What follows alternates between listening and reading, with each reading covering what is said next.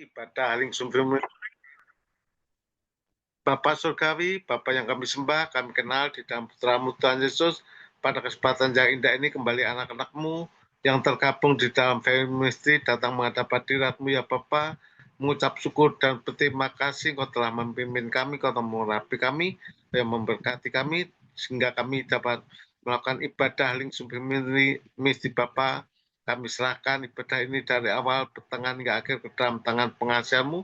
Kau yang memimpin kami, yang mengurapi kami, menjadikan kami berkat bagi banyak orang. Segala kuasa kegelapan yang ingin mengganggu jalannya ibadah ministry kami tolak, kami hancurkan di dalam nama Tuhan Yesus. Biarlah kuasa Roh Kudus memenuhi hati setiap kami, dan biarlah semua berjalan seturut dengan kehendak-Mu. Terima kasih Bapa. Di dalam nama Tuhan Yesus kami sudah berdoa mengucap syukur. Haleluya. Amin. Ya, terima kasih Pak Sutarjo. Sabda-Mu dan juga urapi kami semua yang mendengarkan. Terima kasih Tuhan, di dalam nama Tuhan Yesus Kristus. Haleluya. Amin. Amin. Ya, Galatia pasal 4 ayat 21 sampai ayat 31, demikian firman Tuhan. Katakanlah kepadaku, hai kamu yang mau hidup di bawah hukum Taurat, tidakkah kamu mendengar hukum Taurat? Jadi ini firman Tuhan ditujukan kepada orang-orang yang yang ingin hidup di bawah hukum Taurat. Nah, saudaraku sekalian, saya membawakan firman Tuhan ini. Memang ini bukan kalau firman Tuhan mengenai etika, karakter, itu sering kali kita dengar. Tetapi kita juga perlu adanya satu pemahaman firman Tuhan, di mana kalau tidak ada pemahaman firman Tuhan, kita bisa salah di dalam melakukan ibadah. Contohnya, kenapa ibadah kita pada hari Minggu? Nah, itu tentu kita harus ada pemahaman firman Tuhan. Itu supaya ibadah kita itu tidak sia-sia. Dan bagaimana kita bolehkah makan makanan persembahan yang sudah dipersembahkan berhala atau tidak? Itu kita perlu pemahaman. Maka di sini pun kita akan berbicara tentang pemahaman. Karena jarang sekali kita firman Tuhan yang bersifat pemahaman. Padahal itu penting untuk kita bisa beribadat dengan tepat. Kita harus mempunyai pemahaman yang benar. Nah, di sini katakanlah kepadaku, hai kamu yang mau hidup di bawah hukum Taurat, tidakkah kamu mendengarkan hukum Taurat? Bukankah ada tertulis bahwa Abraham mempunyai 2 anak, seorang dari perempuan yang menjadi hambanya dan seorang dari perempuan yang merdeka? Tetapi anak dari perempuan yang menjadi hamba itu diperanakan menurut daging, dan anak dari perempuan yang merdeka itu oleh karena janji. Ini adalah suatu kiasan. Jadi saudaraku sekalian, jadi mengenai perempuan dan anaknya, yaitu Ismail, itu adalah satu kiasan. Mengenai Abraham mempunyai 2 orang istri, itu sudah merupakan ketentuan Allah. Yang satu dari perempuan yang berasal dari hambanya, yang satu dari perempuan yang merdeka. Dan itu menjadi satu kiasan di mana perempuan yang dari hamba itu mempunyai anak. Dan anaknya itu juga enak dalam perhambaan. Ini menjadi satu kiasan. Kiasan apa, saudaraku? Itu kiasan bahwa anak-anak dan perempuan itu berada di bawah perhambaan hukum Taurat. Seperti dikatakan di ayat 21, katakanlah kepadaku, hai kamu yang mau hidup di bawah hukum Taurat, tidakkah kamu mendengar hukum Taurat? Nah, jadi di sini ditujukan kepada orang-orang Kristen yang mau hidup di bawah hukum Taurat. Ini dikatakan bahwa Abraham mempunyai 2 orang istri, satu dari hamba yang melahirkan anak-anak perhambaan. Itu adalah satu kiasan di mana orang-orang Kristen, di mana orang-orang yang masih hidup di dalam perhambaan hukum Taurat. Dan satu lagi adalah yang dari perempuan merdeka, itu adalah satu kiasan bahwa merdeka dari hukum Taurat. Jadi kita Kristen adalah orang-orang yang merdeka dari hukum Taurat. Nah, saudaraku sekalian, Lalu firman Tuhan mengatakan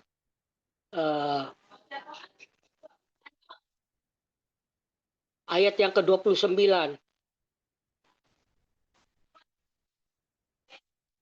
sampai 30. Tetapi seperti dahulu, dia yang diperanakan menurut daging menganiaya yang diperanakan menurut roh. Demikian juga sekarang ini. Tetapi apa kata kitab suci? Usirlah hamba perempuan itu serta anaknya, sebab anak hamba perempuan itu tidak akan menjadi ahli waris bersama-sama dengan anak perempuan merdeka. Itu adalah satu kiasan di mana orang-orang yang masih mau diperhamba oleh hukum Taurat itu akan diusir. Tidak akan menjadi sewaris dengan dia akan menjadi pewaris daripada harta kekayaan daripada Abraham. Itu kiasan, suatu kiasan bahwa kita, anak-anak yang dalam perhambaan akan diusir dia tidak akan masuk di dalam surga. Yang dapat kita baca juga di sini bahwa kita, karena itu saudaraku ayat 31, karena itu saudara-saudara, kita bukanlah anak-anak hamba perempuan, bukanlah anak-anak hamba perempuan, melainkan anak-anak perempuan merdeka. Jadi Kristen itu adalah anak-anak dari perempuan yang merdeka. Jadi kita itu dimerdekakan dari hukum Taurat. Seperti dikatakan di dalam Roma pasal 7 ayat 6, kita dibebaskan, kita bebas dimerdekakan dari perhambaan hukum Taurat. Nah, saudaraku sekalian, itu juga dapat kita baca di dalam Galatia pasal 5 ayat 1 sampai 4, saya bacakan demikian. Supaya kita sungguh-sungguh merdeka. Kristus telah memerdekakan kita. Karena itu berdirilah teguh. Dan janganlah mau lagi dikenakan kuk perhambaan. Jadi itu saudaraku. Ayat ini sesuai dengan ayat yang 21. Katakanlah kepadaku, hai kamu yang mau hidup di bawah hukum Taurat. Jika kamu mendengar hukum Taurat. Nah, saudaraku sekalian, jadi di sini bahwa kita anak-anak Kristen adalah anak-anak yang merdeka. Kita dimerdekakan dari hukum Taurat. Kita baca ulangi Galatia 5 ayat 1. Supaya kita sungguh-sungguh merdeka. Kristus telah memerdekakan kita. Karena itu berdirilah teguh. Janganlah lagi mau dikenakan kuk perhambaan. Sesungguhnya aku Paulus berkata kepadamu, jikalau kamu menyunatkan diri kamu, Kristus sama sekali tidak berguna bagi kamu. Nah, saudaraku sekalian, di sini dikatakan kalau kita menyunatkan diri kita lagi, maka Kristus tidak berguna bagi kamu. Sekali lagi ayat 3, pasal 5 ayat 3. Sekali lagi aku katakan kepada setiap orang yang mau menyunatkan dirinya bahwa ia wajib melakukan seluruh hukum Taurat. Jadi orang yang mau melakukan hukum Taurat, dia harus melakukan seluruh hukum Taurat. Seluruh hukum Taurat yang sebanyak 613 itu harus dilakukan semua. Jangan satu pun gagal. Kalau satu gagal, dianggap gagal semuanya. Karena di dalam Galatia pasal 3 ayat yang ke-10 berbunyi demikian. Galatia pasal 3 ayat 10 berbunyi demikian. Karena semua orang yang hidup dari pekerjaan hukum Taurat berada di bawah kutuk.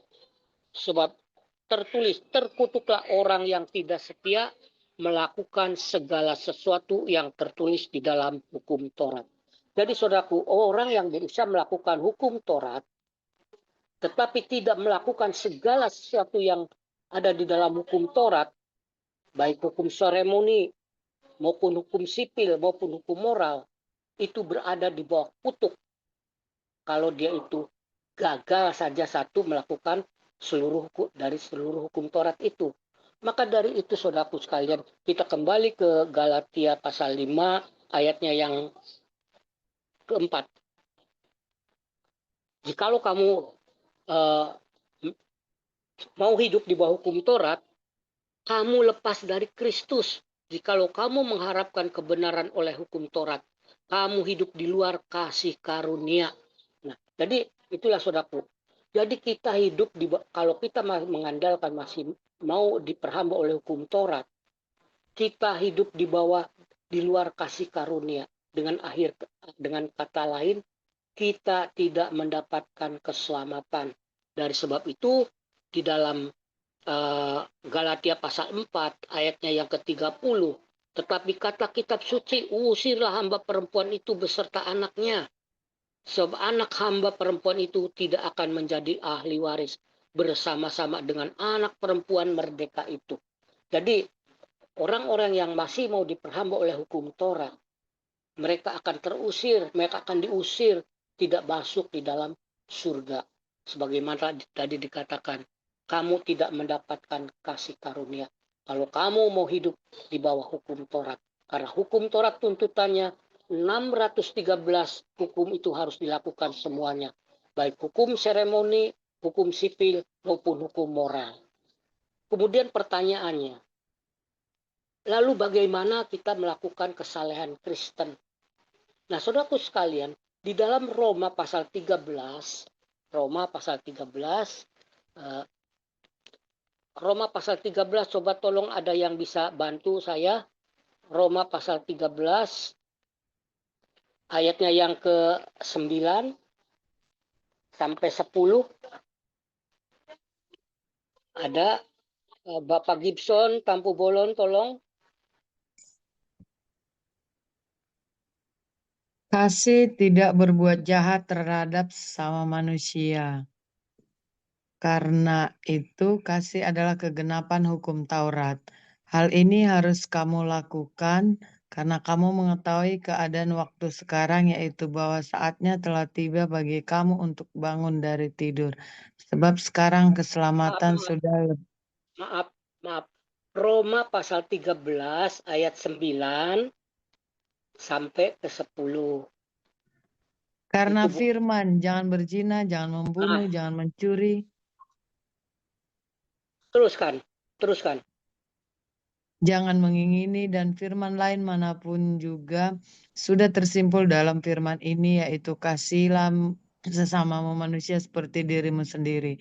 Kasih tidak berbuat jahat terhadap sesama manusia, karena itu kasih adalah kegenapan hukum Taurat. Amin. Jadi ini maksudnya saudaraku sekalian, bahwa kita Kristen tidak hidup di bawah hukum Taurat.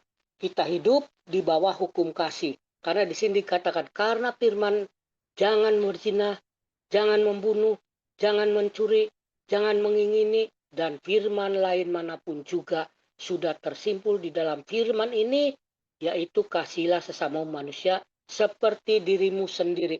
Itulah hukum Kristus yang harus kita ikuti. Kita harus hidup di bawah hukum kasih. Memang hukum kasih itu ada kesamaan-kesamaannya dengan hukum Taurat. Tetapi kita melakukan moral Kristen itu bukan di bawah hukum Taurat, tetapi di bawah hukum kasih. Jadi hukum jangan membunuh, jangan mencuri, jangan mengingini, itu adalah firman yang termasuk di dalam ke-10 firman Tuhan. 10 firman perintah Tuhan itu sudah digenapi di dalam hukum kasih. Jadi kita tidak lagi melakukan hukum Taurat, tetapi melakukan hukum kasih. Nah, hukum kasih itu tidak berbuat jahat kepada semua orang. Dan hukum kasih itu kita harus meninggalkan perbuatan dosa. Seperti di dalam Roma pasalnya yang ke-6, ayatnya yang Roma pasal 6 ayatnya yang ke-12 berbicara demikian. Sebab itu hendaklah dosa jangan berkuasa lagi di dalam tubuhmu yang fana, supaya kamu jangan lagi menuruti keinginannya. Jangan menuruti keinginan dosa. Dan janganlah kamu menyerahkan anggota-anggota tubuhmu pada dosa untuk dipakai sebagai senjata kelaliman. Tetapi serahkanlah dirimu kepada Allah sebagai orang yang dahulu mati, tetapi yang sekarang hidup. Dan serahkanlah anggota-anggota tubuhmu kepada Allah untuk menjadi senjata-senjata kebenaran. Sebab kamu tidak akan dikuasai lagi oleh dosa karena kamu tidak berada di bawah hukum Taurat, tetapi di bawah kasih karunia. Jadi itulah saudaraku sekalian, bahwa kita Kristen, kesalehan kita bukan di bawah hukum Taurat, tetapi di bawah hukum kasih. Seperti di Roma 13 ayat 9 tadi, hukum-hukum moral itu kita genapi di dalam hukum kasih. Kita melakukannya bukan lagi di bawah hukum Taurat, tetapi di bawah hukum Kristus, yaitu hukum kasih. Jadi kita Kristen, saudaraku, kita harus hidup tidak lagi di bawah perhambaan hukum Taurat, tetapi kita hidup di bawah kasih, di bawah hukum Kristus. Nah, itu saudaraku sekalian yang saya dapat bagikan firman Tuhan secara mendadak ini. Semoga kita bisa mengerti bahwa ke posisi kita sebagai orang Kristen, kita tidak hidup di bawah hukum Taurat. Kita melakukan moral kita berdasarkan kasih. Kasih tidak berbuat jahat kepada semua orang. Kasih itu meninggalkan kita perbuatan dosa. Kita berbuat dalam kebenaran. Nah, saudaraku sekalian, itu saja secara singkat supaya kita bisa dimengerti bahwa posisi kita adalah sebagai orang-orang yang merdeka, dimerdekakan dari perhambaan hukum Taurat. Terima kasih, semoga ini menjadi satu sikap iman kita, pemahaman kita, sehingga ibadah kita itu menjadi ibadah yang tepat. Kita tidak lagi diombang-ambingkan oleh rupa-rupa pengajaran. Karena kita tahu, kita paham bahwa kita sudah dibebaskan dari hukum Taurat. Tetapi bukan berarti kita hidup semaunya. Tetapi kita harus meninggalkan perbuatan dosa. Kita harus berbuat di dalam kebaikan. Kita harus berbuat di dalam kasih. Karena saudaraku sekalian, kalau hukum Taurat dikatakan kasih, saudaraku, saya akan bertanya, apakah gigi ganti gigi, mata ganti gagak itu mencerminkan kasih? Tentu tidak. Dan apakah kalau ada orang berzina harus dirajam sampai mati, apakah itu kasih? Bukan. Apakah kalau orang bercerai itu juga kasih? Tidak. Karena perempuanlah yang paling dirugikan kalau perceraian itu diperbolehkan. Nah, saudaraku sekalian, karena hukum Taurat membolehkan perceraian. Nah, jadi tidak ada kasih di situ. Hukum Taurat memang berbicara tentang kasih, namun tidak sempurna. Dari sebab itu Yesus mengganti dengan kasih sesama manusia seperti kamu mengasihi diri sendiri.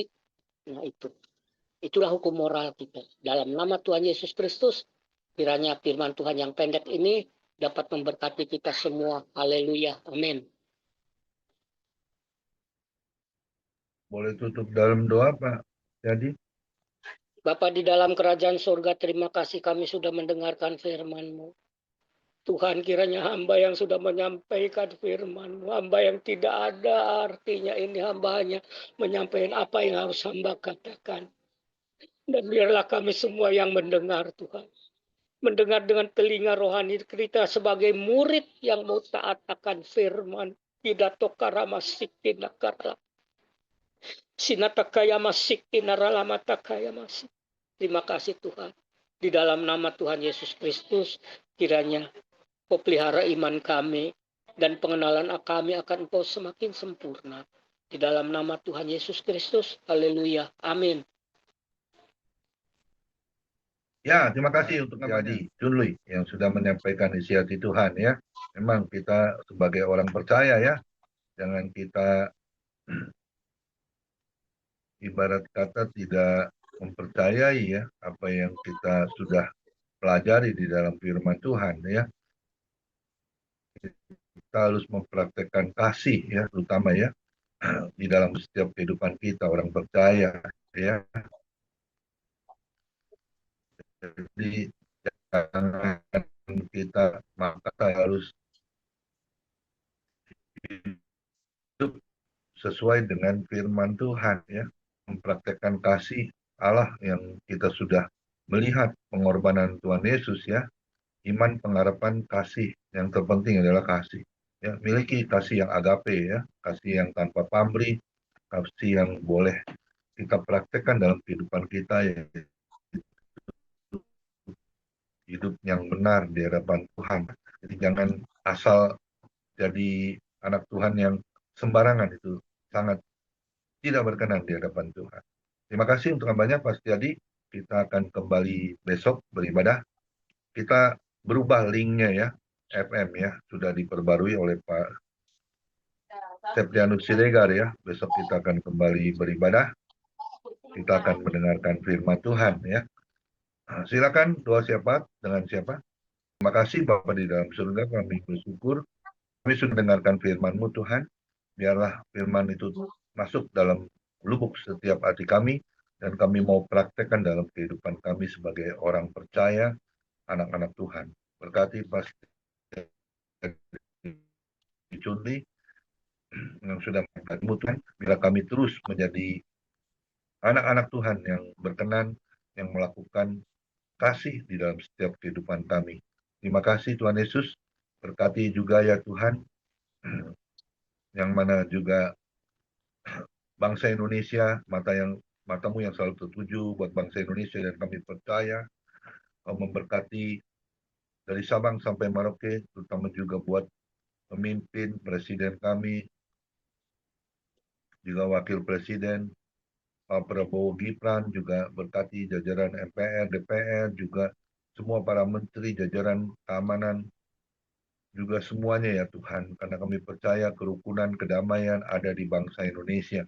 Terima kasih Tuhan Yesus, berkati juga ya Tuhan, setiap kami yang hadir, kami percaya Tuhan, yang sakit juga kami percaya malam ini juga Tuhan lawat sembuhkan secara ajaib.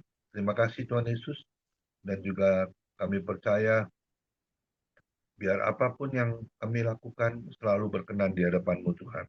Berkati ibadah FM yang juga kami buat YouTube-nya ya Tuhan, menjadi berkat untuk kemuliaan nama Tuhan. Terima kasih Tuhan Yesus. Kami mau angkat kedua tangan kami mau terima berkat yang datangnya dari Tuhan Yesus Kristus. Tuhan Yesus Kristus adalah kekuatan dan perisaiku, hanya kepadamu lah hatiku semua percaya. Tuhan Yesus memberkati engkau dan melindungi engkau. Tuhan Yesus menyinari engkau dengan wajahnya dan memberi engkau kasih karunia. Dan Tuhan Yesus menghadapkan wajahnya kepada kita semua yang hadir, diberinya damai sejahtera.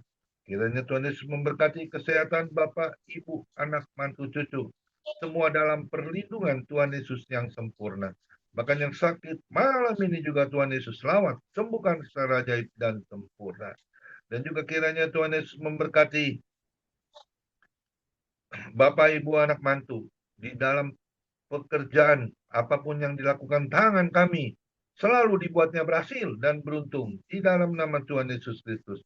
Dan juga kiranya Tuhan Yesus memberkati Bapak, Ibu, anak, mantu di dalam melayani pekerjaan Tuhan. Perkenanan Tuhan Yesus selalu ada, menjadi dupa yang harum di hadapan Tuhan. Nama Tuhan Yesus ditinggikan, dipermuliakan, dan diagungkan. Sampai Tuhan Yesus datang di awan-awan yang permai, menjemput kita semua, orang-orang